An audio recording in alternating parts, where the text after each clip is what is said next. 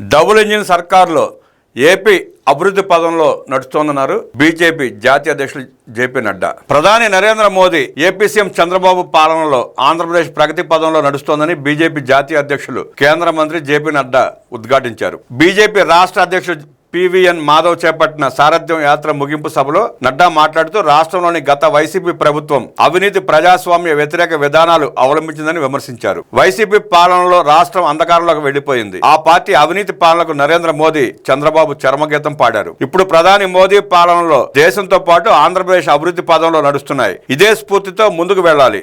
ఆంధ్ర ప్రజల గుండెల్లో మోదీ ఉన్నారు. ఆయన గుండెలో ఆంధ్రప్రదేశ్ ఉంది. రాష్ట్రంలో జాతీయ రహదారులు అభివృద్ధి చేశాం. విశాఖ, కాకినాడ, తిరుపతి స్మార్ట్ సిటీలుగా నిలుస్తున్నాయి. సాగరమాల పేరుతో 14 పోర్టులు నిర్మిస్తున్నాం. రాష్ట్రంలో 10 కేంద్ర ప్రభుత్వ విద్యా సంస్థలు ఏర్పాటు చేశాం. కొత్తగా దక్షిణ కోస్తా రైల్వే జోన్ తెచ్చాం. రాష్ట్రానికి పలు అమృత్ భారత్, వందే భారత్ రైళ్లు కేటాయించాం. ఓర్వకల్లు, కొప్పర్తి పారిశ్రామిక వాడల అభివృద్ధికి నిధులు కేటాయించాం. విశాఖపట్నం, విజయవాడ నగరాల అభివృద్ధికి ఎంతగానో సహకరిస్తున్నాం. భోగాపురం విమానాశ్రయానికి 625 కోట్ల రూపాయలు నిధులు ఇస్తున్నాం.